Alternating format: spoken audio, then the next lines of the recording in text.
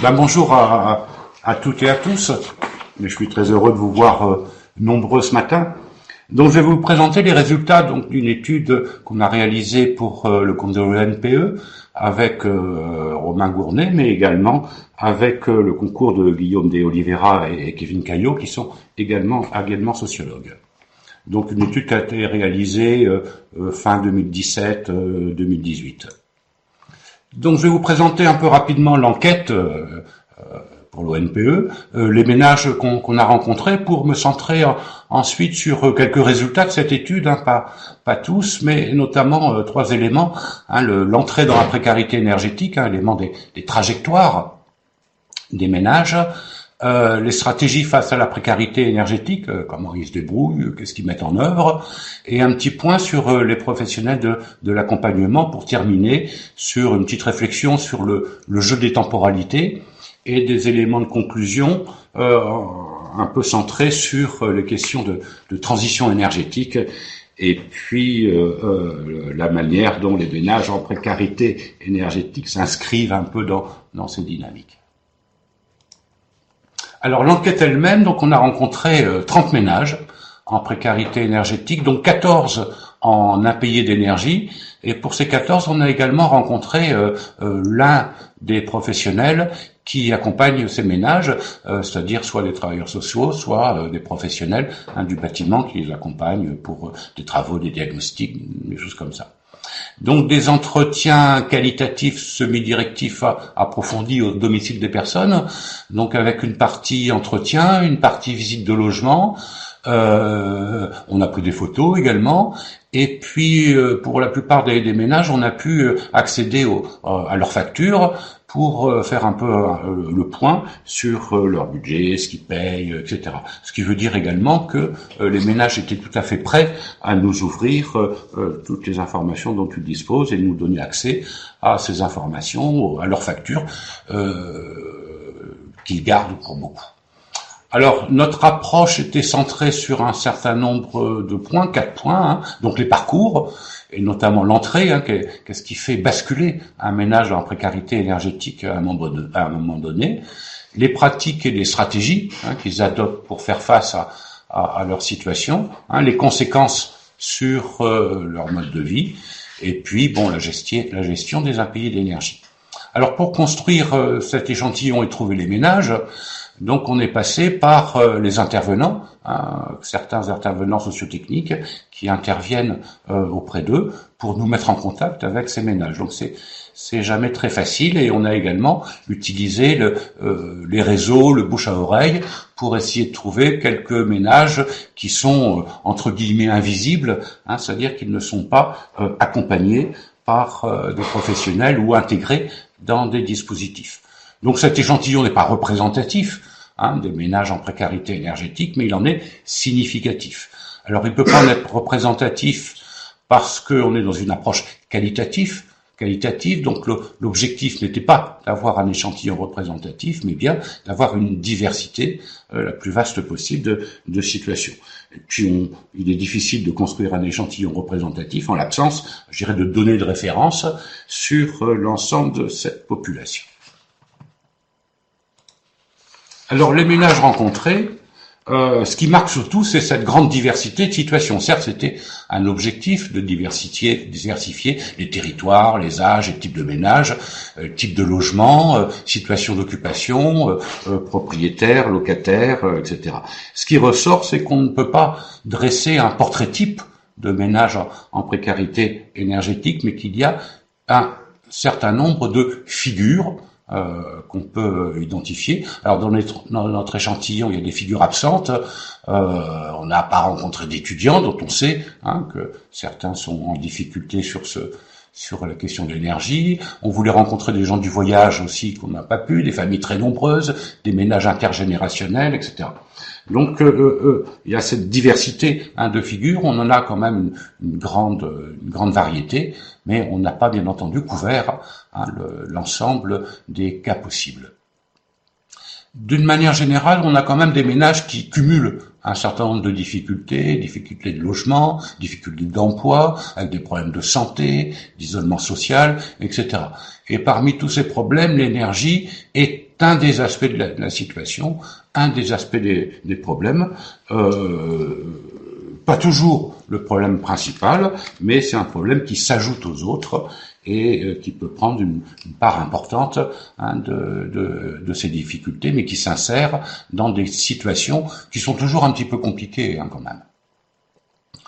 Des ménages économes, ça c'est un point important, parce que c'est des ménages qui font attention à leur budget, à leurs dépenses, mais qui sont en situation, ce qu'on appelle d'équilibre fragile, donc ils ont des revenus modestes, même si on commence à rencontrer, et on a rencontré quelques ménages qui appartiennent à des petites couches moyennes, mais qui se retrouvent en difficulté dans un logement autour des questions d'énergie. Donc des pratiques et des modes de vie économes, la plupart ont une culture de la sobriété. Ce sont des gens qui gèrent leur budget. Souvent, ils sont capables de nous dire à l'euro près quel est le montant de leur facture, dans des ménages qui font attention à leur consommation et à leurs dépenses, mais comme tout le monde, sans possibilité de suivre les différents usages de l'énergie entre les équipements, entre le chauffage, etc. Mais je mets un petit peu comme tout le monde, quoi. Ils essayent de faire attention, mais ils n'ont pas toujours les outils. En tout cas, on n'a pas les outils pour suivre finement ces différentes consommations. Et qu'on découvre souvent à l'occasion de l'arrivée de la facture d'énergie ou bien d'une régularisation annuelle. Même si ce sont des ménages qui sont économes, attentifs à leur situation, ils adhèrent et partagent les normes sociales du confort et des modes de vie, ou en tout cas ils aspirent à partager ces normes de confort. Même s'ils ont cette culture de la sobriété, on a ces pesanteurs sociales qui font que chacun aspire au confort moderne. Un rapport distant aux procédures administratives, parfois des difficultés de maîtrise linguistique pour certains ménages d'origine étrangère, mais d'une manière générale, on en a, mais on a peu de ménages qu'on pourrait qualifier un petit peu d'habitués des guichets de l'aide sociale. Pour beaucoup, on reviendra là-dessus,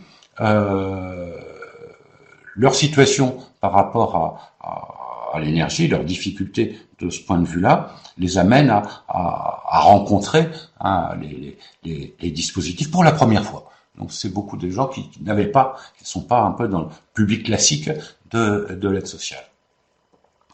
Donc les surconsommations et l'inconfort est très clairement lié au logement et aux équipements, beaucoup plus qu'aux pratiques d'usage ou au mode de vie.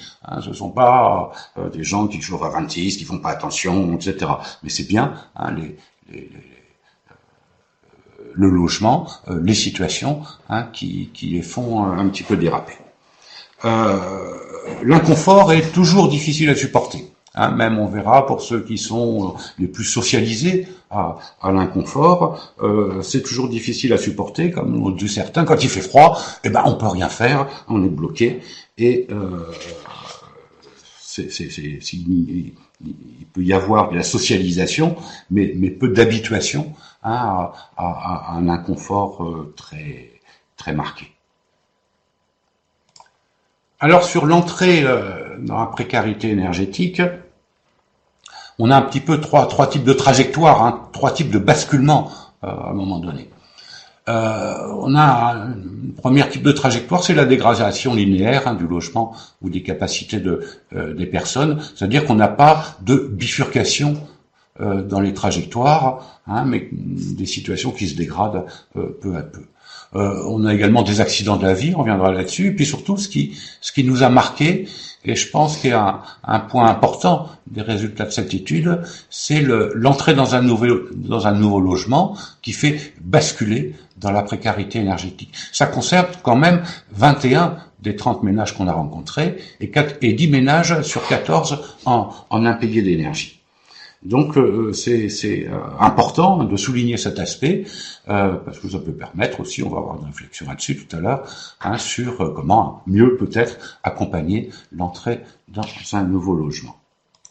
Alors, le premier type de trajectoire, donc un processus continu, sans bifurcation à un moment donné, donc des trajectoires linéaires d'équilibre fragile. Là, on est sur des personnes modestes, beaucoup de personnes âgées, toutes celles qui sont dans ce type de trajectoire sont âgées de plus de 60 ans, qui ont été socialisées ou habituées à l'inconfort et à la sobriété depuis l'enfance.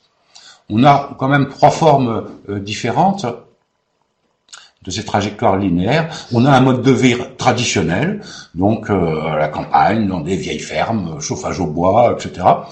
Un mode de vie marginal assumé par certains qui revendiquent en quelque sorte un positionnement très écolo, faire attention à ses consommations et ne pas participer justement à cette culture de la consommation, même si également ils peuvent souffrir du froid et de l'inconfort.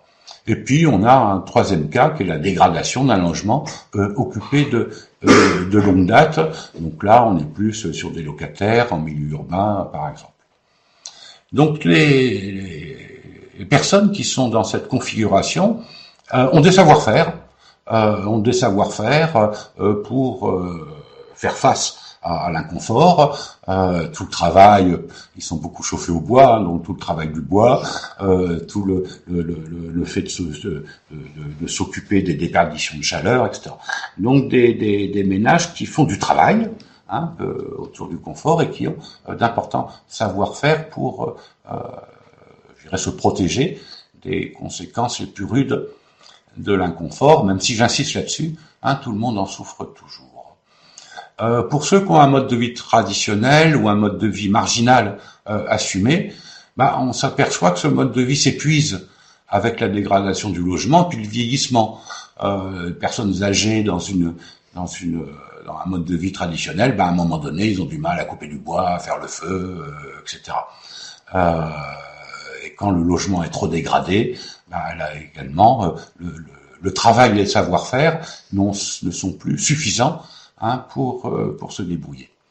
Donc ces ménages sont des ménages invisibles du point de vue des dispositifs d'accompagnement. Ils sont pas en impayés d'énergie, ils ne recourent pas aux dispositifs d'aide, ils souffrent en quelque sorte en silence quand ils n'y arrivent plus, et on a plutôt un processus d'accommodement à la situation d'inconfort. Ils essayent de faire avec, difficilement, mais ils essayent de faire avec comme ils ont eu l'habitude de le faire. Une deuxième configuration, c'est les accidents de la vie. Ça peut être des ruptures biographiques, des problèmes de santé, physique ou psychique, perte d'emploi, séparation, deuil, etc., qui entraînent une diminution des revenus et donc l'impossibilité de faire face à ces engagements et difficultés à régler ces factures. Des ruptures résidentielles, on a rencontré aussi. Ça peut être un sinistre dans un logement, on rencontre ça, un incendie, et puis qui va dégrader la situation, qui sera pas facile à résoudre. Ça peut être une panne d'un équipement qu'on va pas avoir les moyens de remplacer, un chauffe-eau, une chaudière, et qui vont entraîner des conséquences sur les modes de vie. Un inconfort difficile à supporter, notamment quand il y a des problèmes de santé, où il est beaucoup plus difficile effectivement de supporter le froid, l'humidité, etc. Alors qu'il pouvait peut-être le supporter plus facilement avant. Et puis des factures difficiles à honorer quand on a une perte de revenus importante. Ce qui nous a marqué également, c'est que dans ces situations, lorsqu'il y a des accidents biographiques, des problèmes de santé, d'emploi, etc., il n'y a pas de prise en compte des conditions de logement dans le suivi et accompagnement de ces personnes. Problème de santé, on va voir son médecin, etc. Personne n'interroge sur les conditions de logement, etc. De la même manière, dans les sinistres, il va y avoir, je dirais,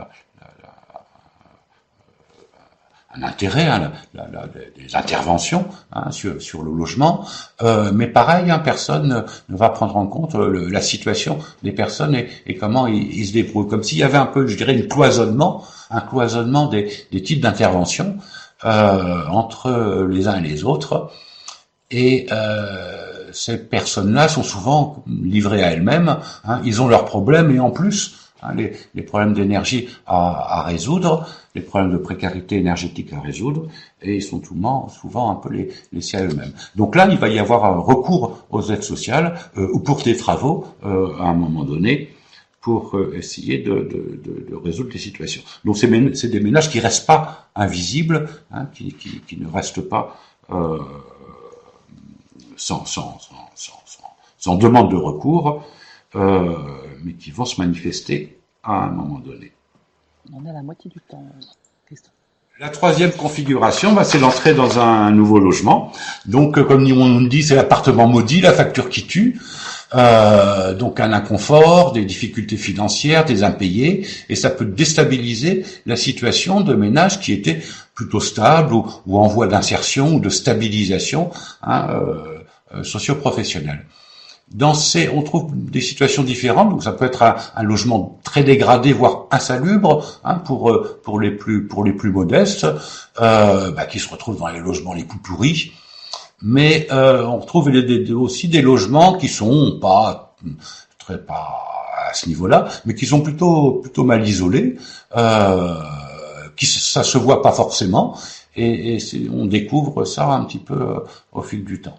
On trouve également des logements performants. On a des ménages qui ont emménagé dans des logements BBC, voire des logements passifs, mais des logements qui ne tiennent pas les promesses qu'on leur avait annoncées. Donc on a annoncé du BBC, et puis pour des problèmes techniques, pour des problèmes de conception, etc., on n'est pas dans le cas de figure annoncé, avec des factures qui s'envolent.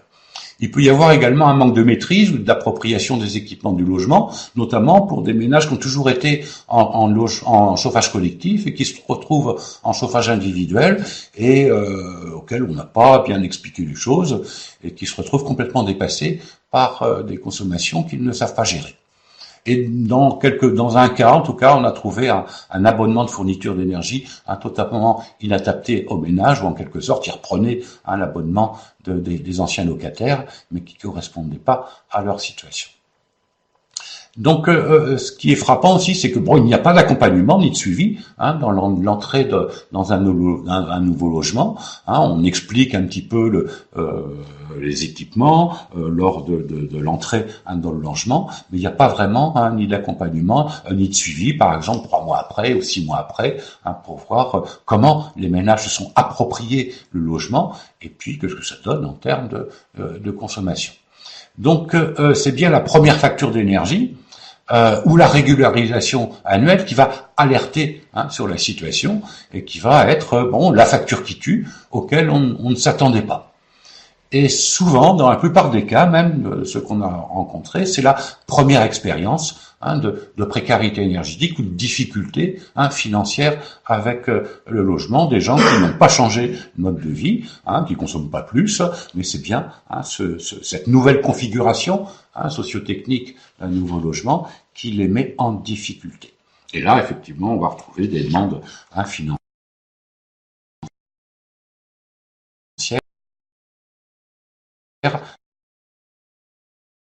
ou aux travaux.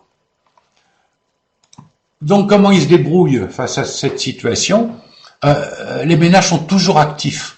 Ils mettent en œuvre des stratégies d'adaptation. Ils restent pas là à attendre de l'aide, mais ils vont essayer de faire eux-mêmes un certain nombre de choses, de stratégies, de tactiques, pour face à cette situation. Donc, on en a listé un certain nombre que je vais présenter un peu rapidement. Dans un premier temps, c'est supporter l'inconfort.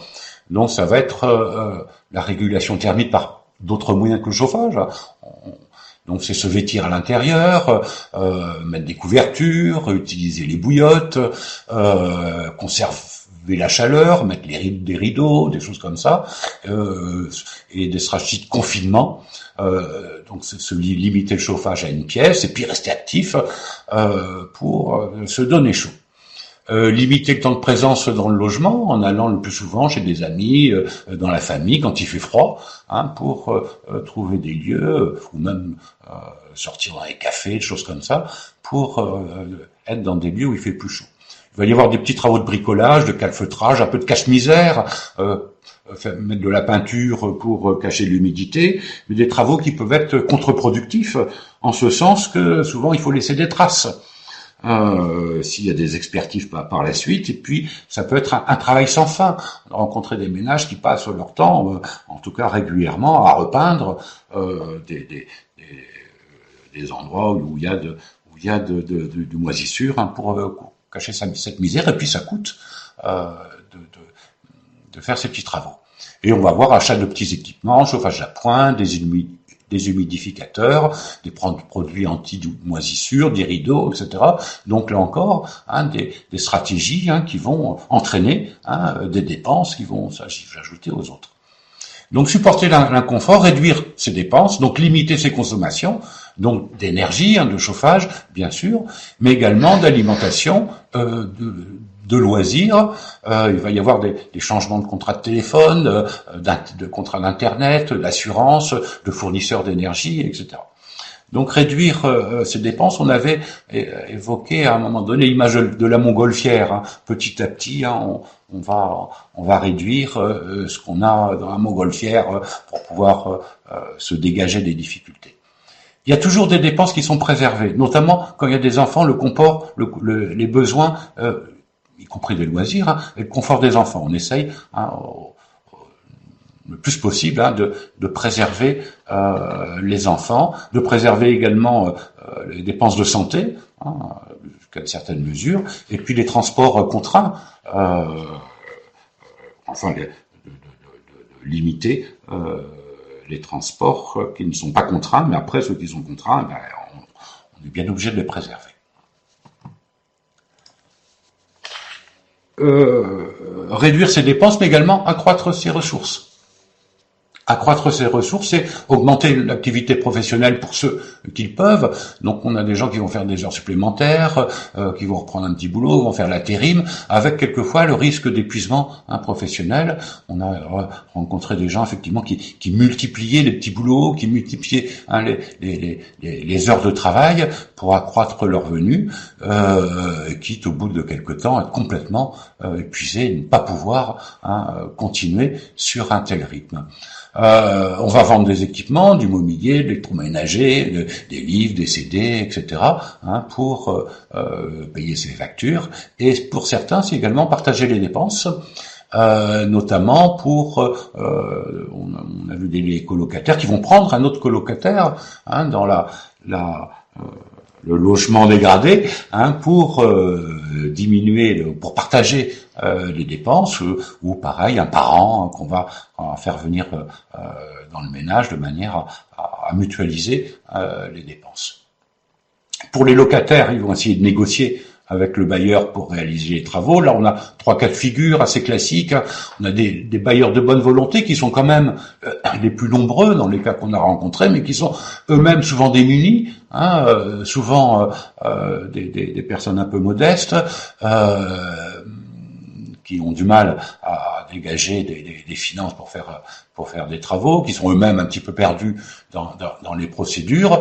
Et puis, même quand ils sont de bonne volonté, il y a des contraintes des travaux qui peuvent se traduire par la nécessité de quitter le logement pendant les travaux, ou bien de subir un logement en chantier pendant un certain temps.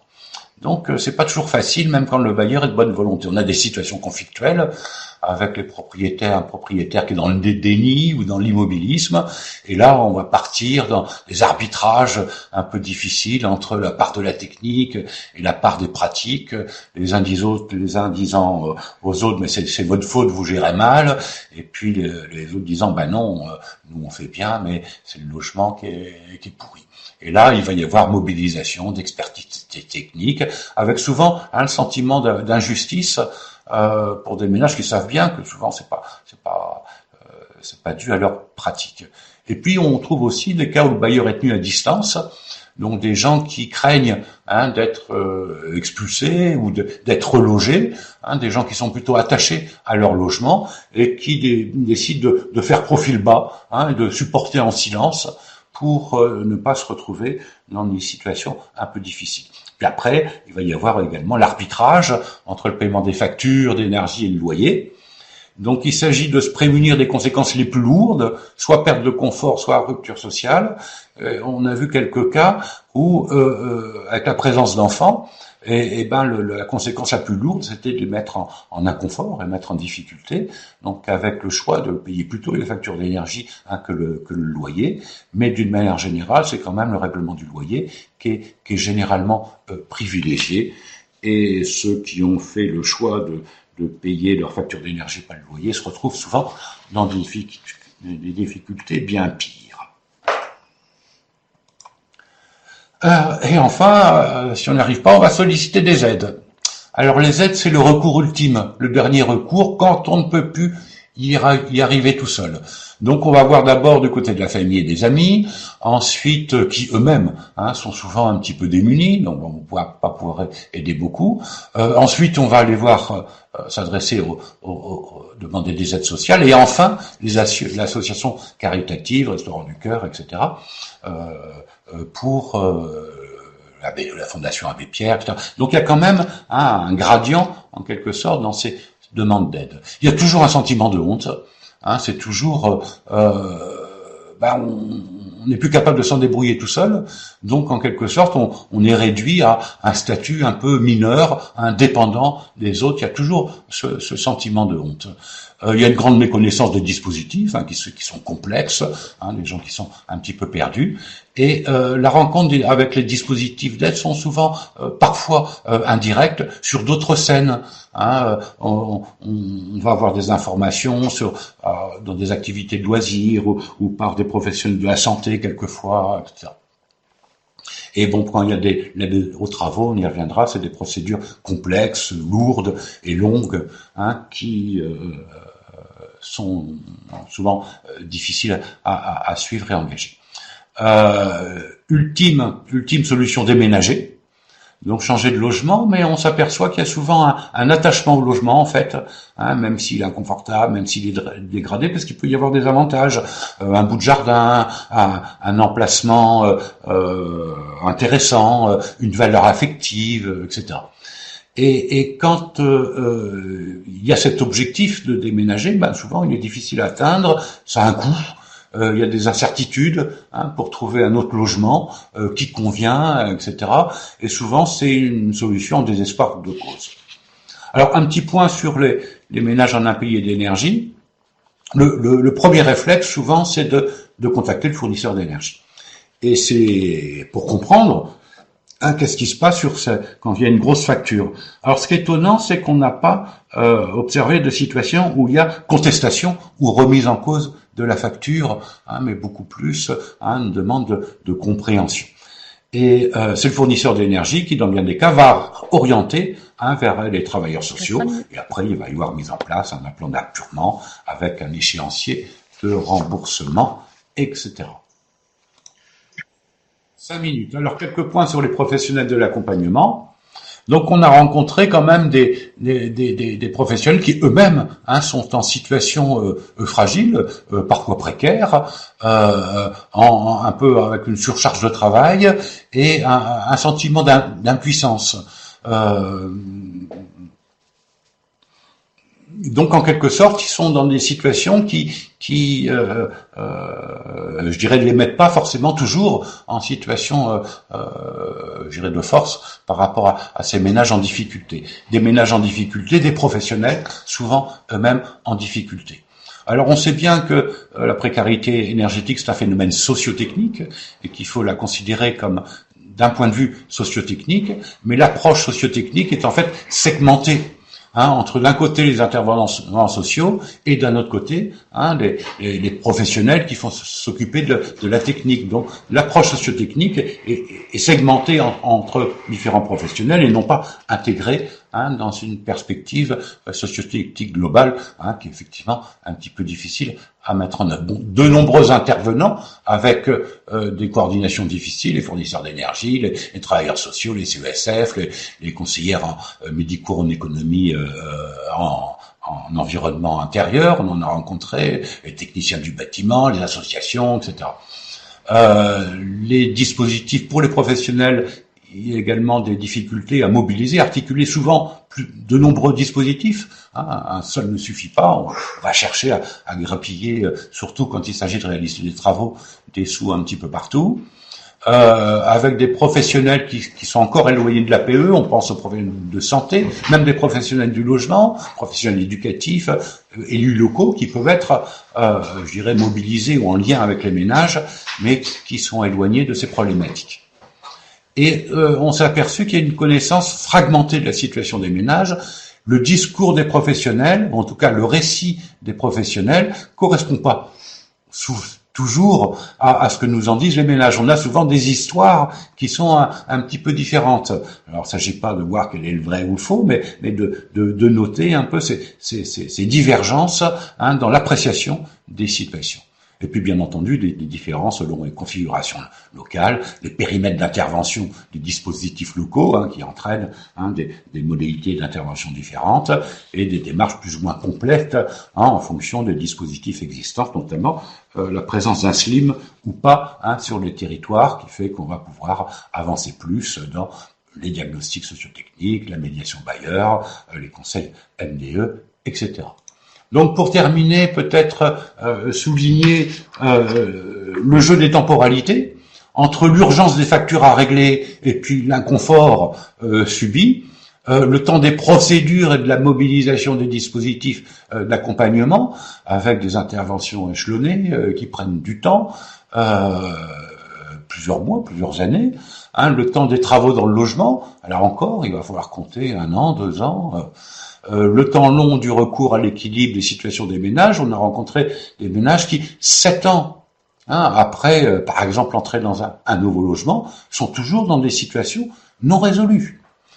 Et le temps long de la rénovation du parc de logement, là, on est sur le temps long des décennies, voire peut-être du siècle, si on veut amener tous les logements dans des catégories d'étiquettes énergie A et B. Et quelques éléments de conclusion sur précarité énergétique et transition énergétique.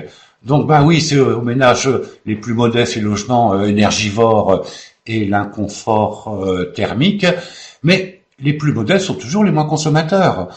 C'est plus on est riche, plus on consomme. J'ai pas les chiffres sous les yeux, mais je crois que les 10% les plus riches consomment à peu près autant d'énergie que les 50% des ménages les plus modestes. Réduire ses consommations d'énergie pour les ménages en précarité énergétique, et ces ménages modestes, ça a des coûts élevés, faire des équipements, les travaux, donc inaccessibles aux plus modestes, et puis surtout, pour certains, il faut pas diminuer les consommations, mais au contraire, les aider à consommer plus, pour ceux qui sont dans la privation, qui ont renoncé à se chauffer, etc. Donc il y a bien ce risque de renforcer les fractures sociales au nom de la transition énergétique. L'actualité le montre assez bien. Donc certes, il faut aider les plus modestes à s'inscrire dans ces objectifs, à consommer, mais plus, mieux, les aider à avoir des équipements plus performants, mais ne nous trompons pas, la transition énergétique ne se fera pas sans les plus modestes, mais les enjeux se situent à un autre niveau, et en tout cas la transition énergétique ne passera pas en quelque sorte par ce plus modeste, ces ménages les plus modestes. Les enjeux se situent bien au niveau des éléments structurels, un petit peu des modes de vie, donc le parc des logements, les éléments culturels, de culture de la consommation, etc. Et puis les enjeux se situent plutôt du côté des catégories sociales supérieures. Donc je dis ça parce que la question avait été posée lorsque j'avais présenté quelques résultats au colloque de l'ONPE, parler de précarité énergétique, on est bien un petit peu en décalage avec ces enjeux de la transition énergétique. Et il faut bien aider les plus pauvres, mais c'est pas eux qui vont nous aider à avancer dans la transition énergétique. Il y a beaucoup de travaux, il commence à y avoir des travaux sur les ménages les plus modestes. Je n'en connais pas sur les catégories sociales supérieures, où personne ne se préoccupe beaucoup de les amener à consommer un peu moins. Donc il faut bien les mettre dans une trajectoire, les plus modestes, mais il faut pas trop compter sur eux pour avancer dans cette direction-là. Donc voilà pour quelques éléments. Je crois que j'ai dépassé un petit peu mon temps. Les rapports d'études et les synthèses de ces travaux sont disponibles sur le site de l'NPE. Puisqu'il y a 2 rapports, un rapport sur les ménages, les 30 ménages en précarité énergétique, et un rapport spécifique sur ceux qui sont en impayé d'énergie. Donc il y a 2 rapports différents avec 2 synthèses qui sont... Merci beaucoup Christophe, c'était très intéressant. Donc effectivement... je vais relayer les premières questions. Je vous remercie, et puis... déjà pour les retardataires, je vais attendre les questions. Rassurer, le webinaire sera mis en ligne, comme le disait Marie en introduction, d'ici a priori demain. Donc vous pourrez sans souci revoir ce webinaire et également accéder au diaporama de Christophe Bellay. Il y avait une première question sur les ménages que vous avez rencontrés. Est-ce qu'ils étaient bénéficiaires du chèque énergie? Et si oui, est-ce qu'ils l'avaient utilisé?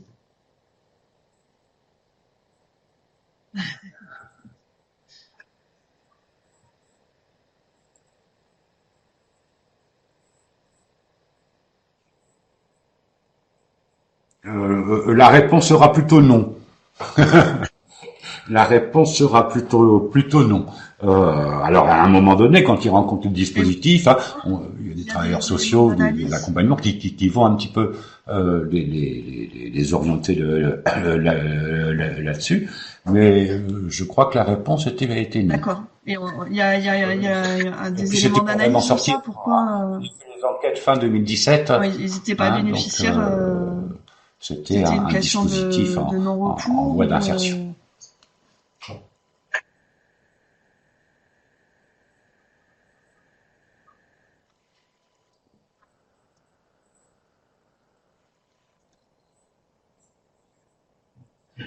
L'autre dispositif avant c'était un dispositif qui, quand on a fait le travail, était méconnu et en voie de gérer d'insertion sociale. Et d'une manière générale, oui, je disais que les ménages étaient loin un peu de ces procédures d'y gérer des dispositifs, et la plupart du temps ils ne les connaissent pas. Les équipements, alors après le chèque énergie, on sait que c'est compliqué, c'est un dispositif compliqué. Loisirs, mais au moment où on a fait l'enquête, non. Est-ce que vous avez observé des particularités en termes d'équipement?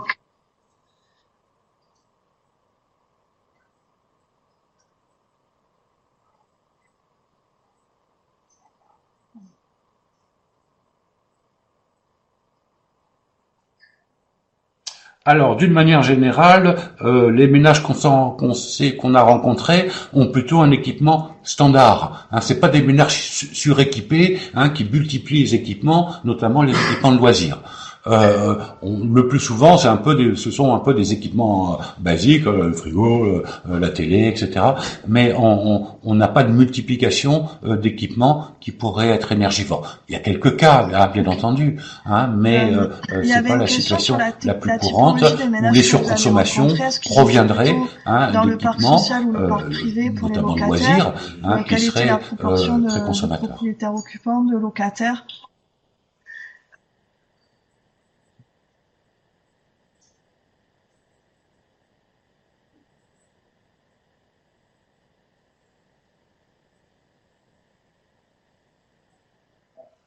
Ah, alors, je vais pas avoir les chiffres en tête, j'ai pas pensé à les ressortir, mais on avait à la fois des locataires et des propriétaires. Je pense qu'on avait plus de locataires que de propriétaires. On a vu des ménages dans le parc privé pour les locataires, également dans le parc public. Alors clairement, on en avait quand même plus dans le parc privé. Je pense que les problèmes sont quand même plus importants dans le parc privé que dans le parc social. Les bailleurs sociaux, ils ont leur stratégie et leur politique d'entretien de leur parc. Alors, c'est bien, il y avait un point que vous avez mis en avant. Mais enfin, je dirais les problèmes sont pas de même ampleur et sans doute plus nombreux et plus marqués. Il faut être plus vigilant dans l'accompagnement des publics quand ils entrent dans un nouveau logement. Enfin, cette problématique-là, c'est un peu une découverte. Enfin, en tout cas, votre étude le montre bien.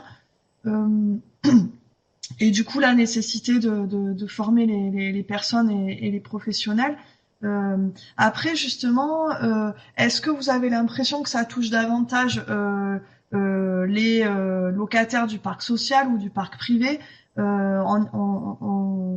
même si c'est hyper intéressant de se dire qu'il faut mener davantage d'actions l'entrée d'un nouveau logement, on se dit que peut-être c'est compliqué, on va peut-être pas réussir à accompagner toutes les personnes qui entrent dans un nouveau logement. Est-ce que, au regard des situations que vous avez rencontrées, voilà, il y a une cible qui serait peut-être plus intéressante à commencer à accompagner ou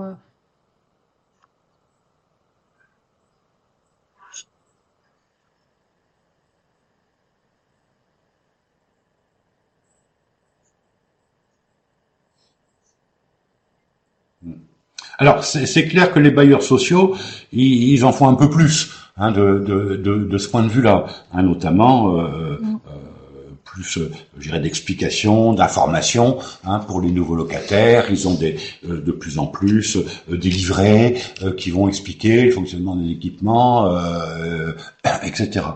Mais c'est toujours pareil. Il va y avoir des documents qui vont être donnés, mais on sait bien que les documents, s'ils ne sont pas présentés, expliqués en situation, l'appropriation en sera difficile. Et puis une fois que les ménages sont dans le logement, il n'y a pas de retour, par exemple quelques mois après, pour voir comment ça se passe. Donc les bailleurs sociaux en font un peu plus, mais on a vu il y a pas longtemps un bailleur social qui avait fait je dirais un bilan de l'accompagnement dans un nouveau logement jusqu'au moment de l'entrée dans un nouveau logement, ils rencontrent 7 interlocuteurs différents, pour les formulaires, voir les situations, leur faire visiter le logement, l'accompagnement, etc. Mais une fois qu'ils sont sur place, après, il n'y a plus rien. Il va y avoir des visites annuelles d'entretien, des choses comme ça, mais voilà, cet accompagnement post entrée dans le logement est pas bien fait. En tout cas, il n'est pas fait souvent. Il y a plus d'attention, il y a plus d'éléments, il y a plus d'informations en logement social que, bien entendu, dans le logement privé où on va pas avoir de documents, de livrets du locataire ou de choses comme ça. Après, l'entrée dans un nouveau logement, effectivement, il y a les bailleurs qui peuvent faire quelque chose. Je dirais pareil pour les locataires, les propriétaires. Il n'y a pas non plus de suivi. Une fois qu'on a acheté sa maison, on a acheté sa maison, son appartement, et puis on se débrouille. Il pourrait y avoir un rôle des fournisseurs d'énergie, par exemple. Maintenant, avec avec les outils qu'on a, hein, des compteurs communicants qui peuvent suivre en continu les consommations d'énergie, il pourrait y avoir tout à fait une alerte ou des procédures de suivi par les fournisseurs d'énergie pendant, par exemple, la première année d'occupation du logement, plutôt qu'attendre la régulation finale ou la facture qui va arriver 2 ou 3 mois après. Maintenant, les outils le permettent. Il suffit de quelques algorithmes qui doivent être pas trop compliqués à faire, mais il n'y a pas tout ça. Il n'y a pas de mise en place de tous ces dispositifs qui permettraient d'anticiper les difficultés et puis pas attendre que ça explose à la figure des gens. L'enjeu, c'est de qualifier.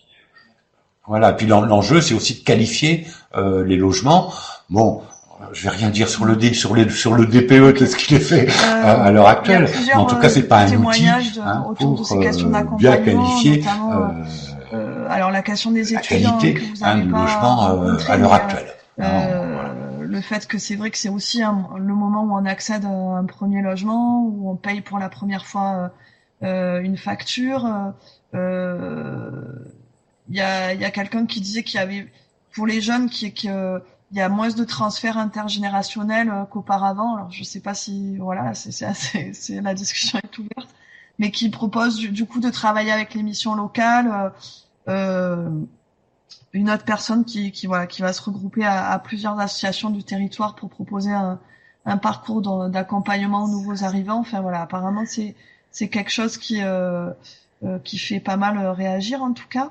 Et il y avait une autre question plutôt sur la façon dont vous êtes entré en contact avec ces ménages. Est-ce que c'est par un signalement d'un travailleur social ou par le biais d'une annonce de participation de l'enquête? Moi, j'avais envie de vous entendre aussi sur la question des ménages invisibles et voilà de ce qu'on entend souvent sur le terrain, de la difficulté à repérer les personnes, et j'avais le sentiment en lisant votre étude qu'il y avait aussi, vous aviez peut-être une autre analyse de ça. Enfin, voilà. Est-ce que vous pouvez nous dire un peu sur ces questions de repérage des publics, comment vous avez travaillé et comment vous analysez ça?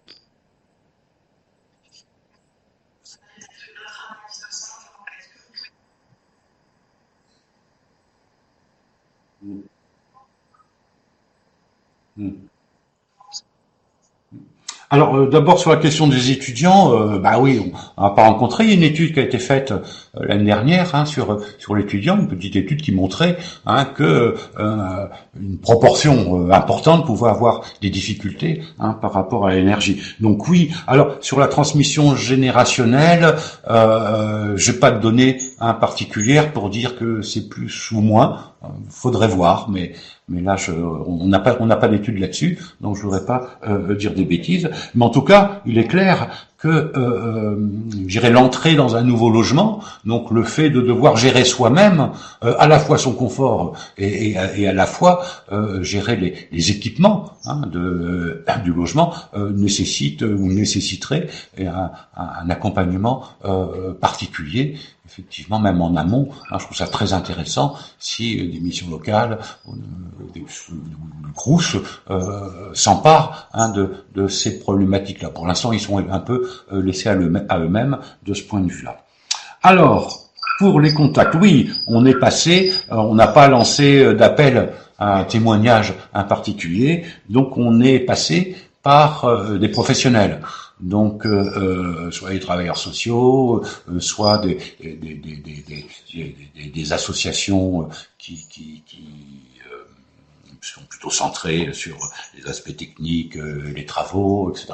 Donc, quelque part, l'échantillon a été construit avec eux et co-construit par eux en fonction de leur représentation aussi de ce qu'est un ménage en précarité énergétique et ce qui serait intéressant un peu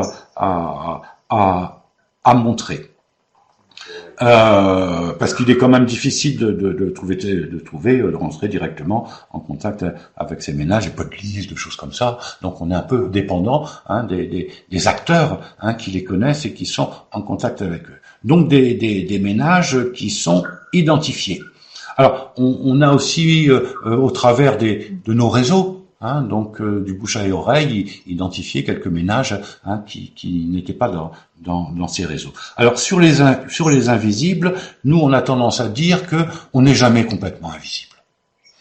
On n'est jamais complètement invisible. En tout cas, les ménages ne sont jamais complètement invisibles dans leurs difficultés autour de l'énergie et du logement.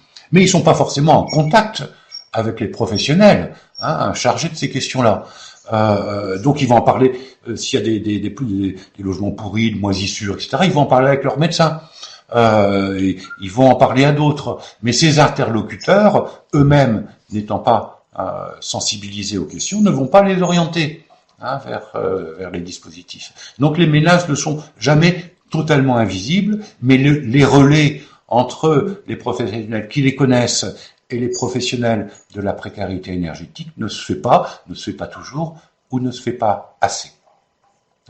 Mais nous, on a tendance à dire non, personne n'est jamais invisible dans nos sociétés complexes contemporaines. Maintenant, voilà, les relais et les maillages ne permettent pas bien de les repérer. Donc ils sont invisibles du point de vue des dispositifs spécialisés, mais pas vous avez cité l'ensemble des acteurs qui pourraient alerter sur du coup, sur les quelqu'un situations. qui demande comment vous voyez ce rôle d'élu, est-ce que il y a des limites à les mobiliser ou pas, voilà, est-ce qu'ils peuvent être acteurs en termes de repérage? Et puis, il y avait une autre question dans le même sens, enfin sur cette question du repérage, c'était comment est-ce qu'on peut repérer des ménages qui ne se chauffent pas?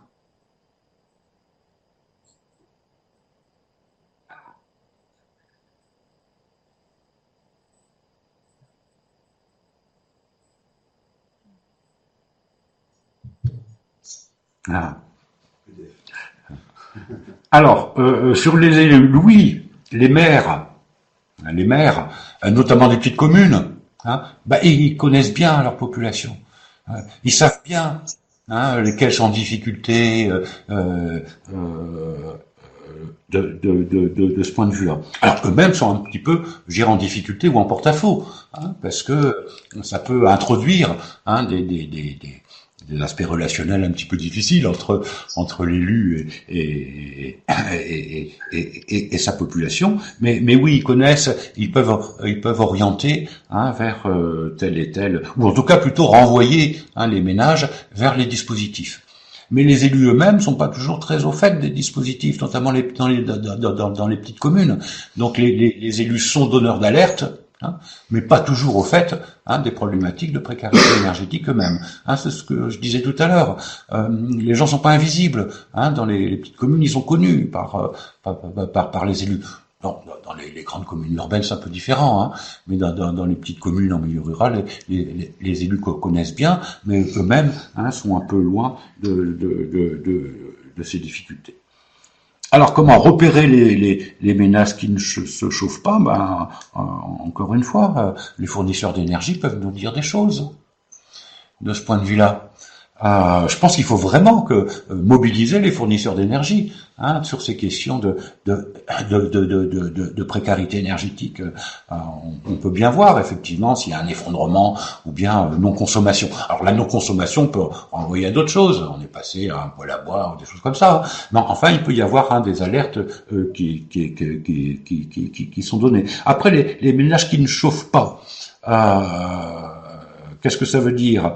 Ils vont souffrir du froid, ils vont avoir des difficultés, ils vont encore une fois peut-être en parler à leurs médecins, à leurs voisins, etc.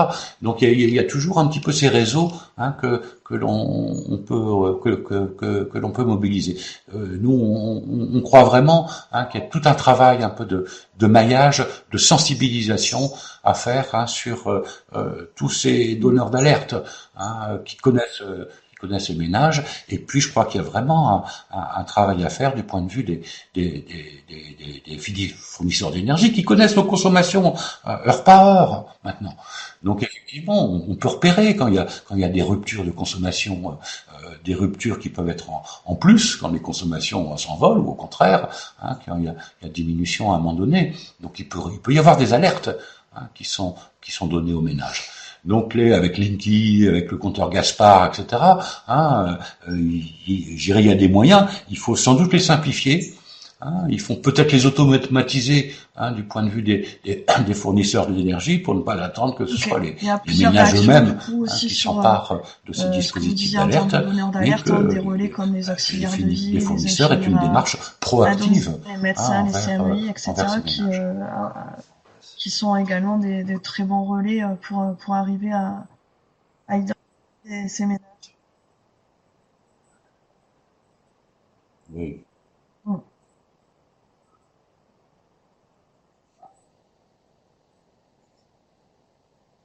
Oui. Qui connaissent. Tous les intervenants à domicile connaissent bien les situations. Voilà.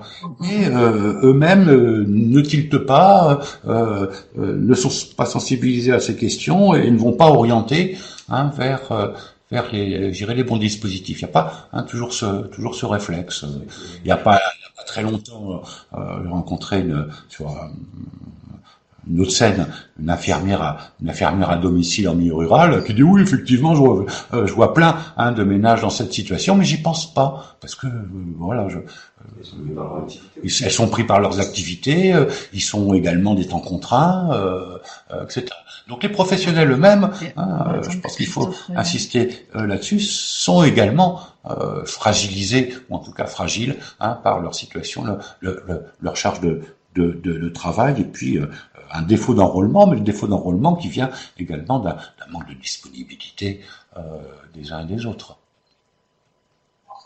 Je pense pas, quand on avait monté le SLIM expérimental dans le Gers pour sensibiliser les médecins, ça avait été prendre son bâton de pèlerin et aller les voir un par un, en prenant sur les consultations. Voilà. C'est un travail lourd. Est-ce que vous faites une réunion pour faire venir les médecins? Ils vont pas. Il faut aller dans les maisons de santé maintenant. Alors maintenant, il y a des maisons de santé, quelquefois. Voilà. Mais c'est vraiment du travail lourd, long, qui nécessite de l'énergie et qui n'est pas bien pris en compte intégré dans les dispositifs. Et puis il faut pas y aller une fois. Il faut faire des piqûres de rappel pour que on sait bien que l'intégration d'une nouvelle problématique après votre vient enquête. un peu avec le temps et c'est pas avec une information que ça se fait. Est-ce qu'il y a eu des orientations vers le fonds solidaire?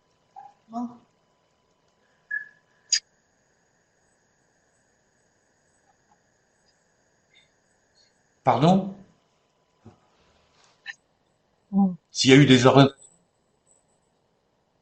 Je sais pas. Ça n'a pas fait de suivi. Oui, alors si beaucoup de ménages effectivement ont été orientés vers le FSL.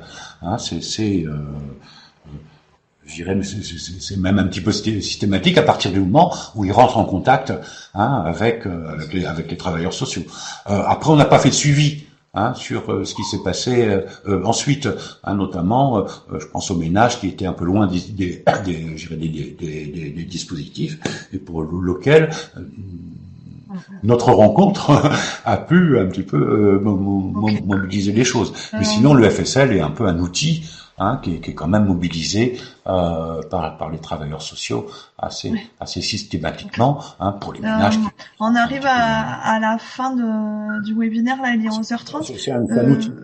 Peut-être juste en conclusion, est-ce que avec les limites à partir de cette enquête et de ces travaux, est-ce que vous voyez des perspectives de travail, que ça soit à la fois en termes de recherche et ou en termes d'action à mettre en place, voilà, est-ce qu'il y a des perspectives?